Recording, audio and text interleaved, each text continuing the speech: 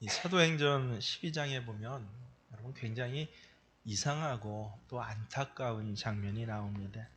이제 헤롯 왕이 본격적으로 교회에 대해서 박해를 시작한 게 12장에 나오는데, 그래서 교회 유명한 사람들을 잡아다가 옥에 가두고 실제로 이 요한의 동생 야고보 같은 경우에 목 베어 죽였다라고 합니다.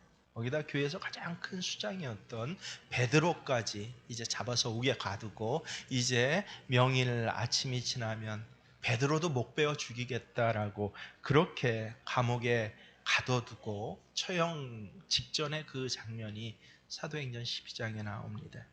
이때 온 교우들이 한 다락방에 모여서 이 베드로 사도 풀려나게 해주세요라고 기도를 했었습니다. 근데 정말 놀랍게도요, 하나님의 천사가 직접 나타나셔서 베드로 갇힌 옥문을 열고 베드로 사도를 데리고 나와서, 그래서 기적과 같이 멀쩡한 모습으로 이제 교회 교우들이 모여서 기도하고 있는 그 집 앞까지 인도해 주셨습니다. 베드로 사도가 문을 두드리는데, 근데 믿질 않았어요. 여종이 나와서 보니까 베드로 음성이 들려요. 베드로 알았던 여종 같아요. 그리고 이 베드로다라고 얘기를 합니다. 그럼 빨리 문을 열어줘야 될 것 아닙니까? 근데 이 여종이 너무 놀라서 방으로 뛰어 들어갔습니다. 그래서 지금 기도하고 있는 성도들에게 베드로 풀어주실 줄 믿습니다라고 기도하는 성도들에게 베드로 사도가 문 밖에 와 있다고 그렇게 화급히 알렸습니다. 그랬더니 뭐라 그래요? 다들 정신 나간 소리 하지 말라고. 실제 성경에 그렇게 기록되어 있어요. 네가 미쳤지 않느냐고.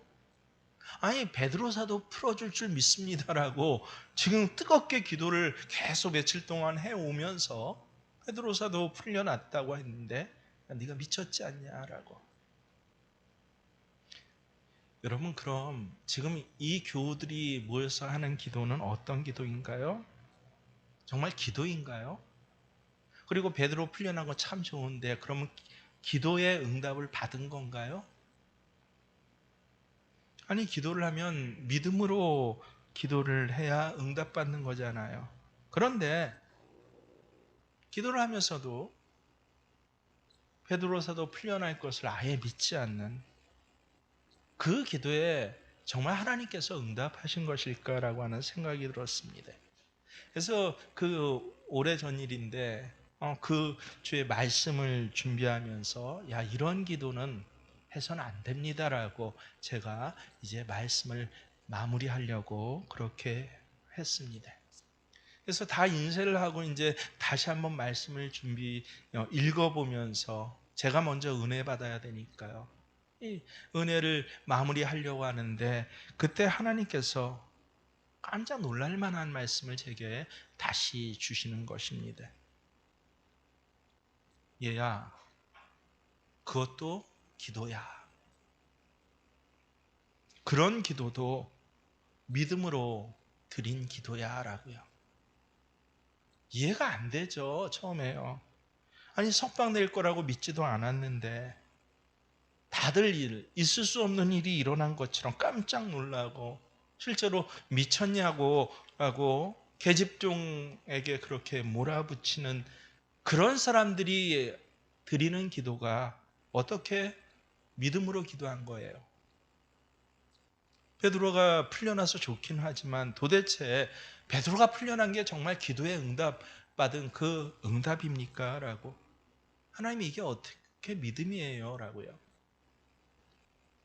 제가 참 그래서 이해가 안 돼서, 그래서 그렇게 이 말씀을 준비 마무리하지 못하고 그렇게 굉장히 오랜 시간을, 제가 보통 4주 전이나 2주 전부터 이제 말씀을 준비하거든요. 내내 도대체 이게 뭘까라고 걸렸는데, 근데 이 말씀 전해야 할 주 바로 한 이틀 전인가 제가 너무 끙끙거리고 있으니까 성령님께서 제게 놀라운 깨우침의 메시지, 음성을 직접 들려주십니다.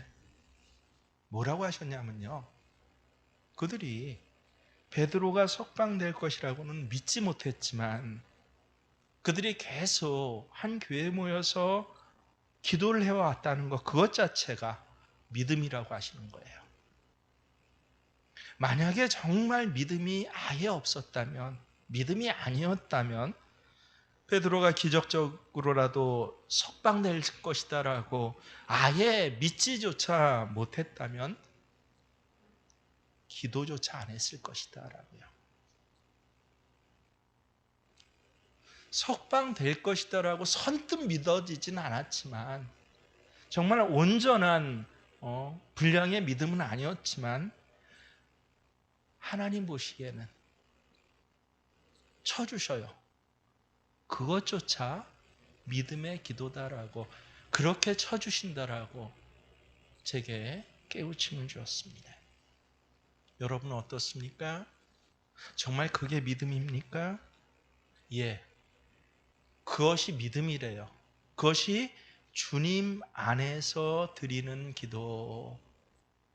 오늘 말씀의 제목이자 포인트죠.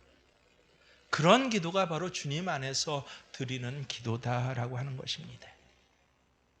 여러분에게 좀 풀어서 이제 말씀드리면요, 도무지 우리 생각으로는 어떤 일이 이루어질 것이라고 믿어지지가 않아요. 그런 일이 실제 일어날까 생각이 안 돼요. 그런데 주님 안에 있으면 자꾸 그런 기도를 하게 돼요. 내가 하는 게 아니라 나중에 보면 하게 하세요. 그래서 내 생각엔 말도 안 되는 기도, 야 이건 정말 이루어질 것 같지 않아 라고 생각되는 그 기도를 내가 지금 계속 하게 하시는 것, 이게 바로 주님 안에서 드리는 기도다라고 하는 것입니다. 예수님께서 요한복음 15장 7절에 너희가 내 안에 거하고 내 말이 너희 안에 거하면 무엇이든지 구하라. 그 모든 것들을 다 이루어 주시겠다라고 하십니다. 이 말씀을 잘 보세요. 우리는 원하는 대로 구하는 모든 것 다 주겠다. 이 말씀 그 후반절에 참 감격하고 뿌듯해 하잖아요. 내가 원하는 것 다 주신대. 맞아요. 하지만 이 기도 응답에는 전제가 있어요. 전제가 무엇이죠? 너희가 내 안에 거하고, 더 중요한 것은 내 말이 너희 안에 거하면, 이게 바로 전제라고 하는 것입니다. 그러니까 지금 내 생각, 내 판단으로 기도 제목 정하는 게 아니다라고 하는 것입니다. 우리가 생각하기에 그럴듯하고 우리 판단하기에 될 것 같고, 야 이렇게 되면 좋겠어 라고 생각으로 어떤 기도를 하고 안 하고를 우리가 그렇게 기도하는 그런 습관을 들인다라고 하면 여러분 반드시 그런 기도는 좌절을 가져옵니다. 저도 경험해 봤어요. 이미 충분히 경험해 봤습니다. 야 이런 기도, 이렇게 이런 것들이 이루어졌으면 좋겠어 라고 하는 그런 기도, 그 기도 제목이 내 마음 내 생각에서 나와서는 안 된다라고 하는 것입니다. 기도 제목은 어디서 나와요? 내 말이 너희 안에 거할 때, 내 말이 너희 안에 거할 때 주님으로부터 나오는 것입니다. 그러니까 어떤 때는 도무지 이루어지지 않을 그런 기도인데 내가 하고 있어요. 말도 안 되는 기도를 하게 되는 것이에요. 왜요? 주님이 계속 나에게 기도에 부담을 주셔요. 오늘 이 자리에 있는 여러분들 중에 아마 그런 기도 제목을 가지고 마음속에 갈등하고 있는 분들도 분명히 계실 것이에요. 어쩌면 그런 기도 붙잡고 기도하다가 이미 중단하신 분들도 있을 것입니다. 그 기도는 더 이상 응답받을 것 같지가 않아 라고요. 사실은 나조차 응답에 대한 확실한 믿음이 없으니까, 그러니까 어때요? 이제 그 기도 제목은 정리를 했어요. 내 안에서 내가 생각하기에. 아니요. 그래서 오늘 여러분 하나님께서 여러분에게 이 말씀을 주시는 것이에요. 다시 한번 확인해 보라라고 하는 것입니다. 어디에서? 주님 안에서요. 주님이 계속 정말 내게 기도하라고 하시는지, 아니면 내게 어떤 땐 그 기도를 접어라라고 하시는지, 그 기준이 어디에 있다? 주님 안에 있을 때 주님의 말씀을 붙잡고 기도하는지, 그것을 하나님께서 오늘 여러분에게 분별력을 더해 주시길 바랍니다. 1907년에 우리 한국 땅에 성령의 대부흥 운동이 일어나고, 그래서 오늘날 교회가 이렇게 됐잖아요. 물론 그 시작은 1903년 하디 선교사님으로부터 이 회개 기도회로부터 시작됩니다. 이것이 쭉 원산부터 시작해서 내려오다가 이 평양에서 1907년에 정말 대부흥 운동이 일어났는데, 얼마나 이 부흥 운동이 놀라운 일이었는지요. 그때 이 스왈른이라는 선교사님이 이 부흥 운동에 대해서 그 전부터 있었던 내용을 쭉 보고서를 써서, 그래서 코리안 미션 필드라든지 하여튼 여러 이 선교 보고 회에 그렇게 보냈던 그 기록이 오늘날도 아직 남아 있습니다. 근데 참 그 글을 읽어보면 참 기가 막힌 내용들이 많이 있어요. 그때 당시에 선교사님들은요, 한국 교회의 부흥에 대해서 더 이상 기도할 것이 없다라고, 우린 잘 몰랐는데 한국에 들어와 있는 선교사님들이 그렇게 생각을 했다고 합니다. 왜냐하면요, 그 당시 한국에 선교하고 있는 선교사님들이 대개 중국 땅에도 같이 교류하면서 함께 이 선교를 하고 있었거든요. 그래서 이 선교사님들이 보기에는요, 중국 교회에 비해서는 한국 교회가 훨씬 전도가 빨리 되고 예수 믿는 사람들이 많은 뜨거운 교회였어요. 그래서 중국 교회하고 비교해 보니까 한국 교회는 이미 충분히 하나님 역사하고 계신 것으로 선교사님들은 전부 그렇게 생각을 했습니다. 그래서 선교사님들의 마음에 특별하게 한국 교회를 위해서 뭘 더 역사해 달라고 그런 마음의 간절한 기도가 없었대요. 1906년 중반까지 실제 그랬다라고 하는 것입니다. 그런데 1906년 9월에요, 뉴욕 선교부에 있는 하워드 에그노 이 존 스톤이라고 하는 선교사님이 서울에 와서 이제 한국에 있는 선교사님들을 모아놓고 강연을 하는 그런 시간이 있었습니다. 근데 1905년과 6년 사이에요, 하나님이 인도 카시아 지방에 엄청난 부흥을 부어주셨다라고 하는 그 뉴욕에 올라온 보고서를 갖다가 이 한국에 있는 선교사님들에게 알려주었다고 합니다. 그 부흥의 기간 동안 한 번에 8,200명이나 된 사람이 세례를 받고, 그 당시만 해도 이 인도는 지금은 힌두인들이 장악을 하고 있지만 그 당시에 무슬림까지 3분의 1은 무슬림, 3분의 2는 힌두교로 이 두 양 우상 종교가 온 민족의 마음을 꽉 사로잡고 있었는데, 놀랍게도 이 카샤에서 일어난 부흥운동으로 인하여서 인도 그 곳곳에 무슬림의 한복판에, 힌두교의 한복판에 교회가 막 세워지고 있다라고 하는 이 놀라운 부흥에 대한 이야기를 전해 주었습니다. 그때 이 모임에 참석했던 우리 국내에 있던 선교사님들의 마음에, 아니 우리에게 일어나고 있는 역사에 비하면 비교할 수 없는 부흥이 인도에서 일어난 그것을 보고받고 깜짝 놀랐습니다. 사실은 똑같은 선교부에서 파견된 선교사님들이거든요. 이렇게 모아놓고 야 이쪽은 인도로 가시고 이쪽은 한국으로 가세요라고, 같은 선교사님들이 인도로 가고 한국으로 그렇게 갔는데 어떻게 인도에서 일어난 그 놀라운 부흥이 우리 한국 땅에 일어나지 않을 거라고 생각하느냐라는 이런 성령께서 감동을 주시더래요. 그래서 이 모임이 끝나고 나서 선교사님들이 모여서 한국 목회자들과 더불어서 야 우리 이제부터라도 한국 교회를 위한 더 큰 부흥을 우리가 하나님 앞에 간구합시다라고 중국 교회에 비하면 이미 조선 교회는 굉장히 부흥된 교회지만 하나님의 계획이, 이 조선 땅에 대한 하나님의 계획이 이 정도는 아닌 것 같습니다. 인도 카시아 지방보다 하나님께서 한국을 덜 생각하실 리가 없지 않습니까? 인도 카시아 지방에도 부흥을 주셨다라고 하면 하나님 이 한국 땅에도 그런 부흥을 주세요라고, 이렇게 우리가 매일 모여서 기도회를 가집시다라고, 그렇게 함께 이 마음의 감동에서 합의를 받습니다. 그래서 선교사님들이 모여서 평양에서 이 주로 장로교와 감리교 교회 선교회에 소속된 분들이 20명 이상이 함께 모이시고, 거기 한국교회 목회자들이 함께 모여서 매일 정오 기도회를 1시간씩 열었다고 합니다. 그렇게 한 달을 기도했어요. 한 달을 매일 정오마다 선교사님들과 한국교회 목회자들이 모여서 기도하는데, 하루, 이틀, 사흘, 나흘, 그게 한 달이 되었습니다. 그때 한 분이 이런 이야기를 했다고 합니다.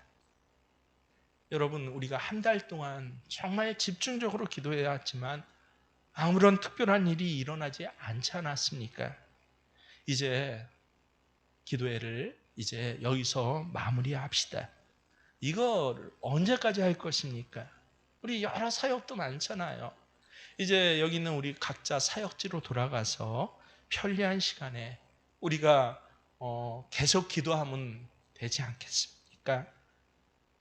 언제까지 이 기도만을 여기에 매여서 우리가 기도하겠습니까? 라고 그렇게 제안을 했다고 합니다. 충분히 사람 생각으로는 일리가 있잖아요. 아마 여러분도 이런 생각, 이런 마음, 어떤 한 일에 대해서 가지신 것이 한두 번이 아닐 것입니다. 아주 특별하게 작정 기도를 했는데, 한 달 동안이나 정말 집중적으로 기도했는데 특별한 역사가 일어나지 않았으면 뭐 이런 생각도 가능할 것이에요. 근데 거기에 있던 선교사들의 마음속에, 아, 그렇구나, 이제 우리가 흩어져서 각자 알아서 기도하고 함께 모이는 이 기도회는 하지 말자라고 하는 그 제안이 거기 기록된 데에 의하면 마음에 불편하였더라는 거예요. 그러자 용기 있는 어떤 선교사님이 다시 이야기를 했다고 합니다. 우리가 매일 정오 기도회를 모였는데, 그래서 역사가 일어나지 않았다면 우리 이제 한 번 더 모입시다. 기도회를 하루에 한 번 더 모여서 정오 기도회 하고, 또 저녁에도 하나님 앞에 기도회로 모입시다. 하나님의 계획이 절대로, 하나님이 인도보다 한국을 덜 생각하실 리가 없습니다. 우리가 그게 맨 처음에 받았던 감동 아닙니까? 인도에 그런 부흥을 주셨다면 한국에도 반드시 그런 부흥을 주실 것 아니겠습니까? 근데 우리가 정오 기도에 해서 역사가 없었다면 오히려 우리 1시간 더 모여서 기도합시다라고 그 제안을 새롭게 하시는데, 그 선교사님의 제안에 그 자리에 있는 모든 선교사님들, 또 한국 목회자들의 마음이 뜨거워졌다라고 해요. 그래서 그렇게 합시다라고. 그래서 그만 중단합시다라고 쭉 얘기되었던 것이 오히려 하루 2번씩 모여서 기도회를 했고, 그리고 이것이 1907년 대부흥운동이 임하게 되는 아주 중요한 통로가 되었다라고 하는 그 스토리를 갖다가 전하고 있습니다. 여러분, 그러니까 기도회를 해요 말아요? 이거 누가 결정하는 것입니까? 주님 안에서 판단하고 결정해야 되는 것입니다. 너무 힘드니까, 여건이 어려우니까, 잘 안 모이니까, 야, 한 달 동안 뭐 해봤는데 안 되니까, 물론 충분히 판단할 수 있는 근거가 되지만 결정은 주님이 해야 되는 것입니다. 그러니까 우리가 주님 안에 거하는 자가 되는 일, 이것이 얼마나 중요한지 몰라요. 특별히 어디에 있어서는 기도할 때요. 오늘도 이 자리에 있는 여러분 모두에게 제가 봐도 기도 제목이 참 많을 것 같아요. 근데 여러분을 기도하게 하시는 분은 주님이십니다. 주님 안에 늘 주님을 바라보면 주님께서 계속 기도에 부담을 주셔요. 여러 가지 우리의 생각과 판단의 기준이 있지만 또 우리 형편은 있지만 그럼에도 불구하고 그 형편과 판단의 기준을 갖다가 말하려고 할 때 뭐 했다고요? 아까 선교사님들이 마음을 불편하게 해요. 성령께서는 기도하기를 계속 요구하십니다. 어쩌면 그냥 스치는 생각처럼 그저 지나가는 생각처럼 미세하게라도 성령께서 내게 분명히 말씀하세요. 그럴 때 여러분이 그것을 잘 붙잡을 수 있어야 합니다. 일관되고 주님이 이 기도를 내게 하게 하시는구나 라고요. 제가 매일 큐티 기도 하세요, 기도문 꼭 작성하세요라고 한 줄이라도 쓰세요라고 한 이유가 바로 거기에 있습니다. 맨 처음에는 지나가는 것 같고 스치는 것 같고 이게 뭐지 잘 모르겠어. 미세하게 주님께서 간섭하시는 그 미세한 간섭이 우리가 구체적으로 기도문을 쓰고 기도하다 보면요, 정말 점점 더 분명해지고 명확해집니다. 또는 이미 제 경험이고 많은 주님 안에서 기도드리는 분들의 경험이에요. 간증입니다. 전에는 그냥 생각나는 대로 했어요. 기도를 그냥 생각나는 대로 뭐 환경 조건 주어지는 대로 그렇게 기도하니까 기도문이란 건 써보지도 않고 그냥 상황에 따라 기도하니까 나중에 지나고 나서 보니까요, 기도문 쓰면서 기도한 그 차이를 살펴보니까요, 어때요? 야, 그때 했던 기도들은 다람쥐 쳇바퀴 돌듯이 그렇게 했던 기도들이구나. 저 스스로가 고백을 합니다. 왜요? 기도가 조금도 나아지지가 않았어요. 그런데 큐티하면서 말씀 붙잡고 기도하니까요, 기도 제목 자체가 쭉 나가는 것이에요. 나중에 저는 이것이 하나님이 기도하게 하시고 하나님이 이끌어 가시는 것이 이런 방법이구나라고 하는 것을 나중에서야 깨닫게 되었습니다. 그래서 평생 다람쥐 쳇바퀴 돌듯이 기도할 것인지, 아니면 말씀 가운데 하나님 주시는 그 은혜가 점점 분명해져서 예전에 희미했고 잘 몰랐지만 근데 이제 주님의 음성이 점점 크게 들리고 말씀이 점점 확연하게 깨달아져서 점점 깊이 기도하게 하시고 점점 밝게 기도하게 하시고 점점 분명하게 기도하게 하시는, 이것이 바로 뭐라고요? 주님 안에서 거하는 자들의, 주님 안에서 드리는 사람들의 기도다라고 하는 것입니다. 여러분, 제가 계속 권면하는데요, 이게 체킹이 되지 않으면요, 우리의 기도의 영적 공력이라는 것은 초등학교 때와 똑같아요. 집사가 되고 권사가 되고 장로가 돼도 뭐 문장은 좀 바뀌었겠죠. 인터넷 한번 쳐봐요. 주일 예배 기도문 하면 화려한 문장들, 멋진 문장들 많이 나오지 않습니까? 거기 성경 구절도 막 들어가 있고요. 아니, 하나님 앞에 기도드리는데 왜 성경 구절이 기도에 들어갑니까? 그렇잖아요. 생각해 보세요. 하나님 앞에 드리는 기도인데, 주님 안에서 드리는 기도인데 설교가 아니에요. 그래서 기도문이 조금도 나아지질 않아요.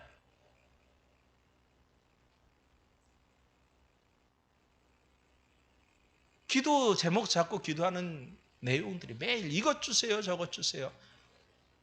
맨 처음 예수 믿었던 그 처음 학교 입학한 애들의 그런 수준하고 똑같아요. 1학년이 지났는데 1 더하기 1밖에 몰라요. 3, 4, 5, 6년이 신앙생활 했는데 그때도 1 더하기 1밖에 몰라요. 중학교 가고 고등학교 가니까 아예 이젠 포기를 해버려요. 왜 그런가요?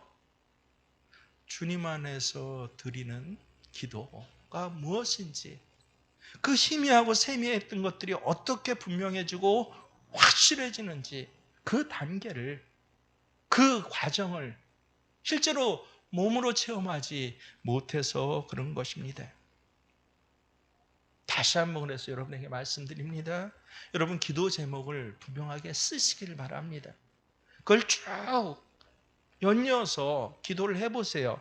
그러면 주님 안에서 하나님께서 나에게 무슨 기도를 부어주시는지, 뭘 기도하게 하시는지 점점 얼마나 명확해지고 나 스스로 보기에도 놀라워지는지를 모릅니다.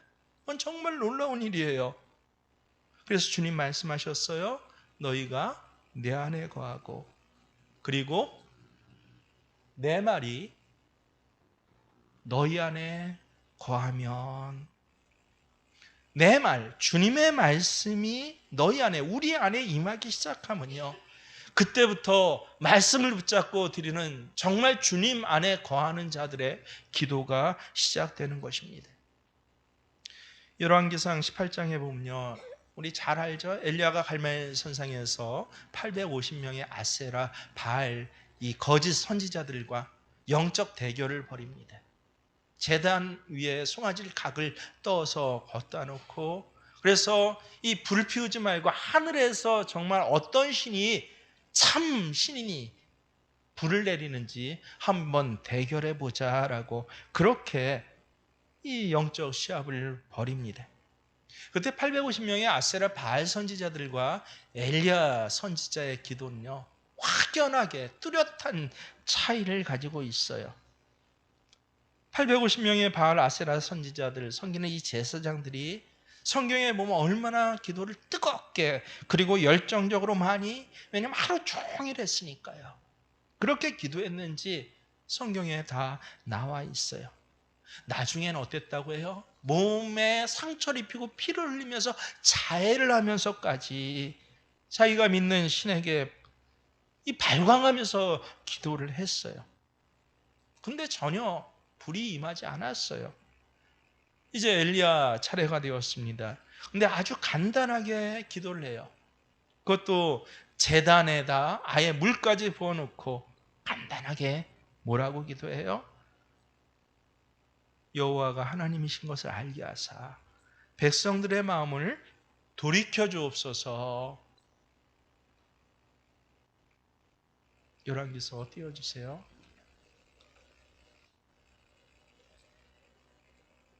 바로 이거 하나를, 이 한 문장을 붙잡고 기도합니다.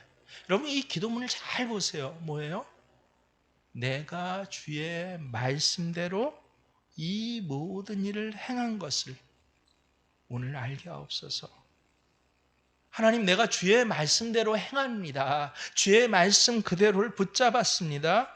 그러니 여호와께서 진짜 하나님인 것을 보여주시고 백성들의 마음이 이제 돌아오게 해주세요라고 이 한 문장에 기도를 하자, 말씀을 붙잡고 말씀 그대로 행합니다라고 기도를 하자, 어떻게 해요? 그렇게 발광을 해도 아무런 변화가 없던 그 제단에 하늘로부터 불이 확 임하게 됩니다. 그러니까 기도를 단순히 많이 기도한다고 하나님 역사하시는 것이 아니라는 것을 알 수가 있어요. 물론 기도는 뜨겁게 해야 됩니다. 제가 늘 그러잖아요. 그리고 간절하게 해야 되고 강하게 기도해야 되는 것은 분명히 옳지만 그보다 훨씬 더 중요한 것이 뭐예요? 주님 안에서 주의 말씀을 붙잡고 기도하는 것입니다. 내가 주의 말씀대로 행하니, 그저 내가 생각하고 내가 원하는 것만 붙들고 하나님 앞에 많이 기도하고 오래 기도한다고 해서 기도의 역사가 일어나는 것 아니더라라고 성경에 하나님께서 직접 알려주세요. 오히려 이렇게 기도하면요, 자기 몸을 자해하면서까지 그 지경까지 나가요. 그리고 포기해요. 좌절을 해요.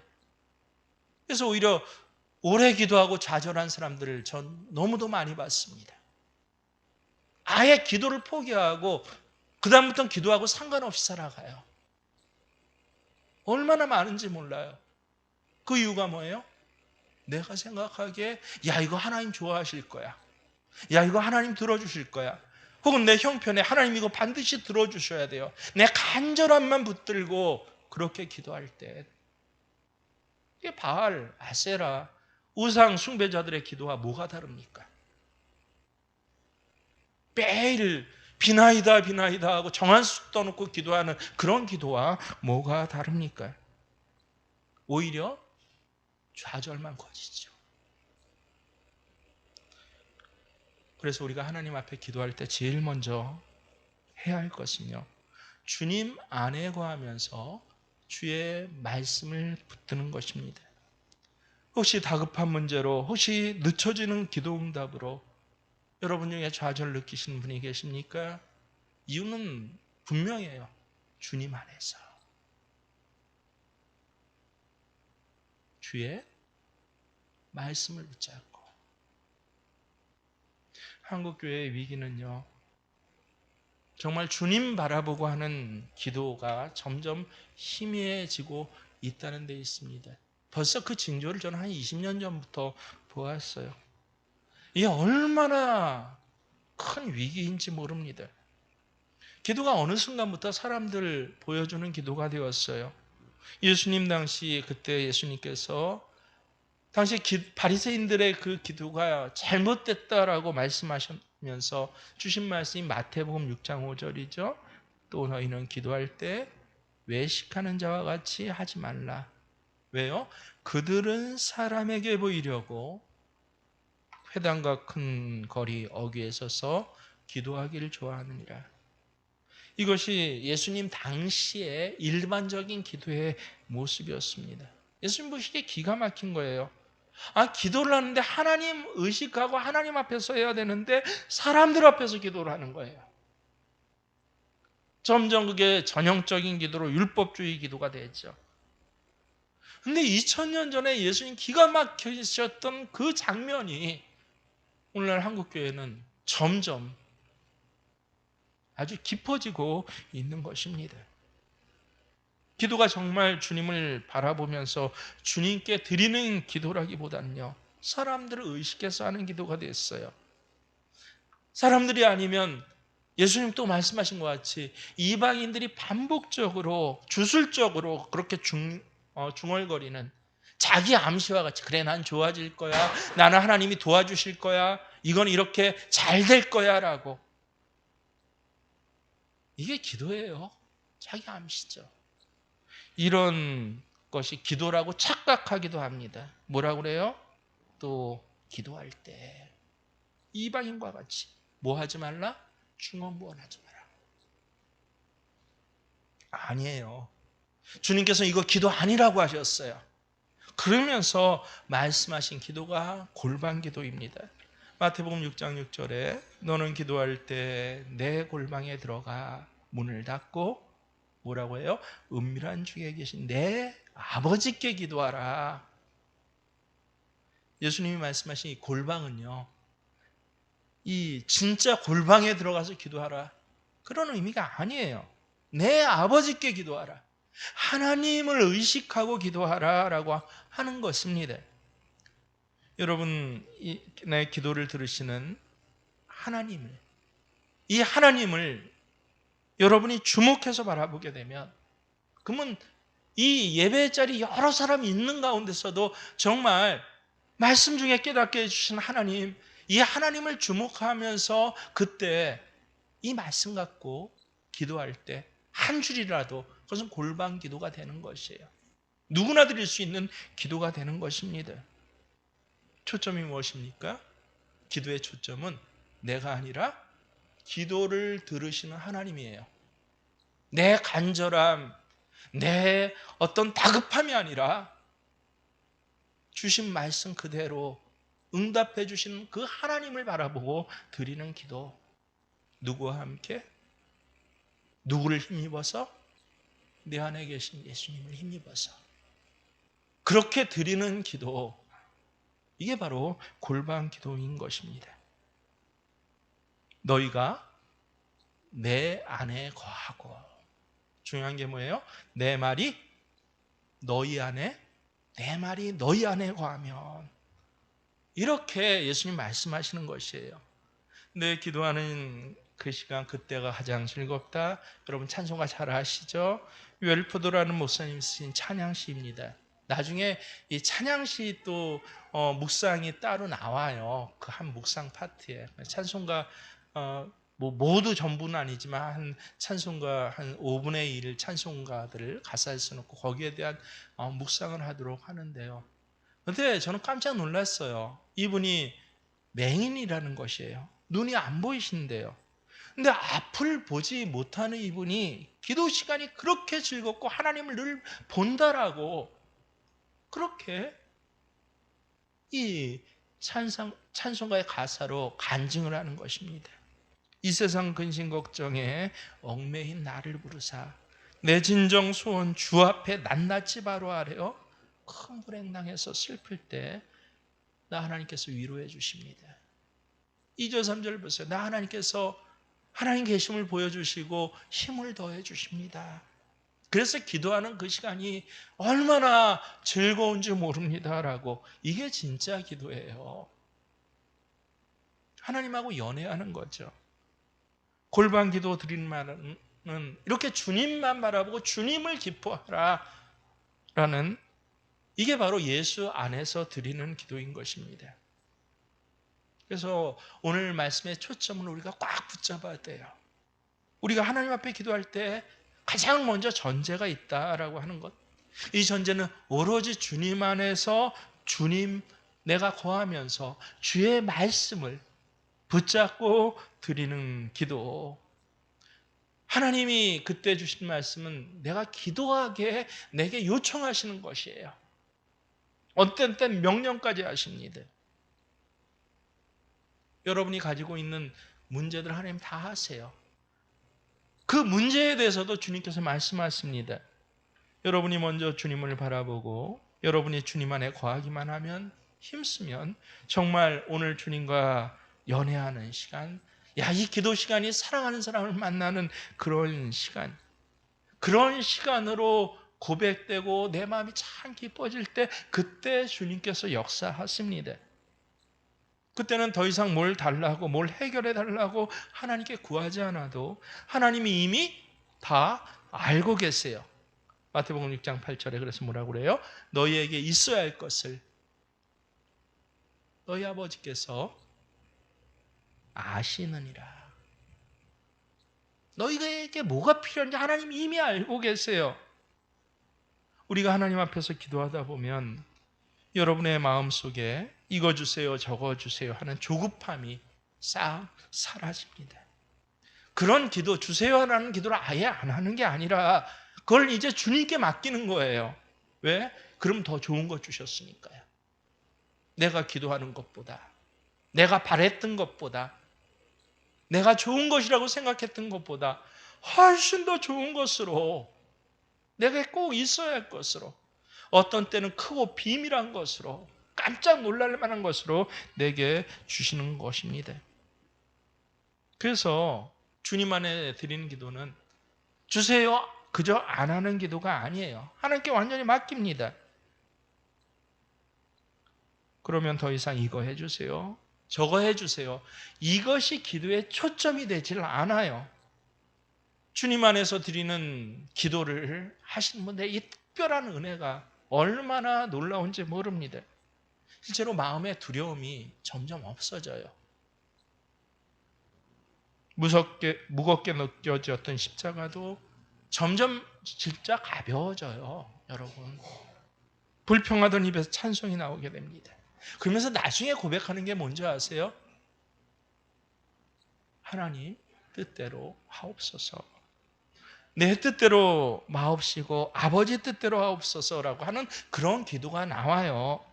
기도하지 않을 땐 절대 그런 기도가 안 나옵니다.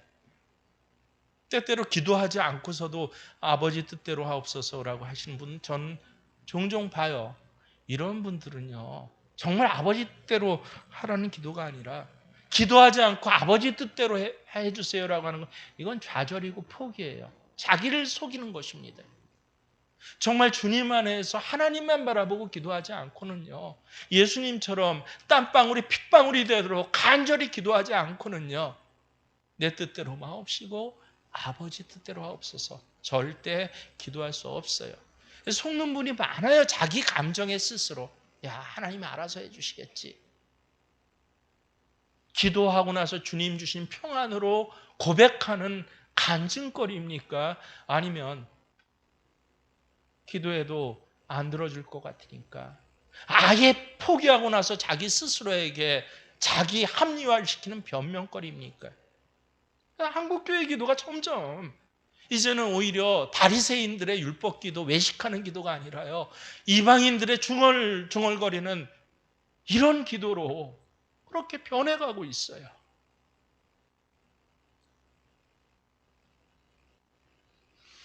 자포자기가 아니라 정말 주님 안에서 아버지의 뜻이 내게 가장 좋은 것이에요. 그럼 이런 간증거리로 우리 자녀들에게 그런 간증을 해야죠. 내 남편에게 그런 간증을 해야죠. 내 아내에게 여보, 하나님 주신 게 가장 좋아. 우리 여지껏 경험해 봤잖아.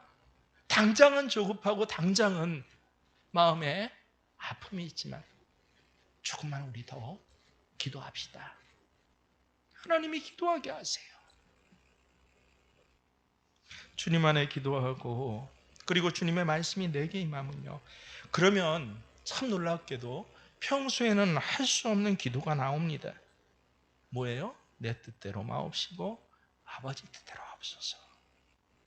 분명히 십자가 지고 있는데 십자가가 점점 가볍게 느껴져요. 이거 해주세요, 저거 해주세요. 조급한 마음이 점점 사라져요. 욕심도 다 사라져요. 그 대신에 뭐가 내게 넘쳐나는지 아세요? 감사가 넘쳐나요. 너무나 기뻐지게 돼요. 왜 그런지 아세요? 내가 지금 기도하고 있으니까요. 여러분, 제가 그러잖아요. 지금 여러분 예배 드리고 있는 게 얼마나 큰 복입니까? 말씀드린데 아시는 분은 아세요. 내가 이런 상황에서 이런 형편에서 그럼에도 불구하고 주님 앞에 나와서 내가 예배 드립니다. 이거 너무너무 복이에요. 그런데 지금 내가 이런 형편, 이런 상황이 돼서 내가 기도하고 있습니다. 말씀 붙들고 기도하고 있습니다. 이건 너무너무 큰 기쁨이에요. 말할 수 없는 기쁨이에요. 이 기쁨과 동시에 주님께서 다 이루어 주셨다라는 오히려 먼저 확신을 가지게 됩니다. 이것이 이제부터 여러분의 기도 생활 가운데 일어나야 할 분명한 일이에요. 오늘부터 이렇게 내가 주님 안에서 기도하기를 여러분 원하시기를 바랍니다. 지금 현재 내 형편 환경에 따라서 내가 원망하거나 낙심하지 않고 오히려 형편 환경이 복잡하고 나로서는 알 수 없으니까 내가 이제는 온전히 주님만 바라봅니다라고 내가 분명히 그렇게 할 것입니다. 제 눈을 열어서 주의 영광을 보여주시고 제 귀를 열어서 주의 음성을 듣게 해주옵소서. 내가 그런 사람으로 꾸준히 서가기를 원합니다. 그리고 제 주변에 그렇게 믿음이 통하는 사람 한두 사람씩 내가 함께 협력하여 세워가고 연결해 가겠습니다. 이게 바로 그리스도의 몸을 지어가느니라. 이게 바로 교회인 것이에요. 이게 바로 가정인 것입니다. 우리 가족들 한 사람 한 사람을 그런 가족으로 내가 세워갑니다. 그러면 그 다음엔 다 하나님께서 하세요. 내가 그것을 미리 내 눈에 바라봅니다라고. 내가 그것을 기대합니다라고. 그래서 오늘 기도하는 그 시간에 이 기쁨과 감격을 점점 명확하게 이제는 고백하게 되시는, 더 이상 쳇바퀴 돌지 마시고 아예 바리새인의 기도에 지나쳐서 이방인 기도에 주술로 빠져버리시고 거기다 아예 신앙 포기까지 하고 기도 포기까지 하는 그 사단의 꾀임에 끌려 들어가지 마시고, 아니요, 주님, 제가 맨 처음 그랬잖아요, 여러분. 벌써 8번째인데 첫 번째, 주님 여러분 안에 계세요. 단지 내가 못 볼 뿐이에요. 왜 못 봐요? 오늘 말씀 초점으로 하면 그렇게 기도하지 않아서 그래요. 이제 그 기도를 이미 하고 계신 분들은 말씀에 대한, 이 기도에 대한 확신을 꼭 다시 한번 붙잡으시길 바랍니다. 혹 그렇게 기도 못하셨던 분들은 이제 다시 기도하시기를 바랍니다. 주님 안에 거하는 자의 이 기도의 놀라운 능력을 저와 여러분이 함께 맛보시길 주의 이름으로 축원합니다.